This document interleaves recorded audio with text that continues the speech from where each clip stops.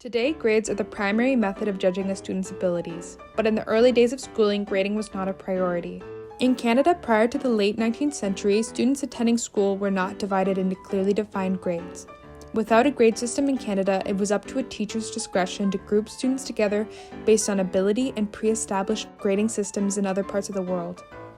Rather than the focus of education being on a student's advancement to higher levels, education in these early days focused on a child's ability to learn content. This educational philosophy made grading less essential to the schooling process. Mass schooling was introduced to Upper Canada after the passing of the Common School Act in 1816, and along with it a more centralized bureaucracy. These reforms to schooling in Canada made assessing students through grades more practical and necessary. The Common School Act also introduced new educational standards for schools, including annual examinations. So keeping track of students' achievements and grades was also a way to evaluate a school's and teachers' effectiveness.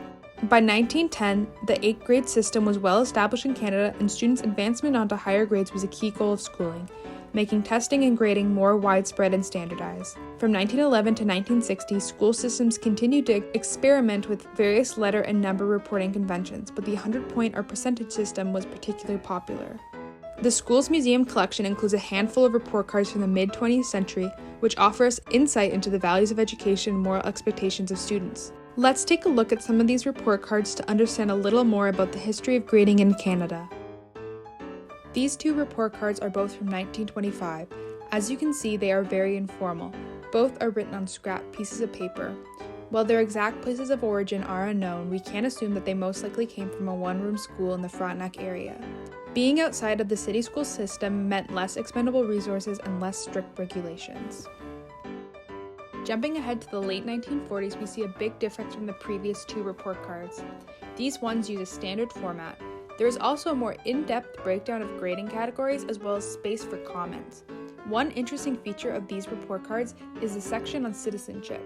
This becomes a staple of report cards for the next few decades, where students' academic performance as well as moral character are assessed. On to the 50s, where not much has changed from the 1940s.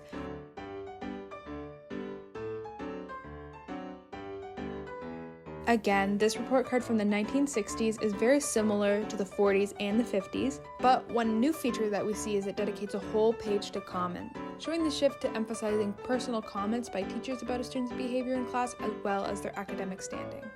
You can see the threads that connect these report cards to our modern grading system. It seems that beyond a few refinements, not much has changed in 100 years. Did you notice anything unique about these report cards? Let us know in the comments below.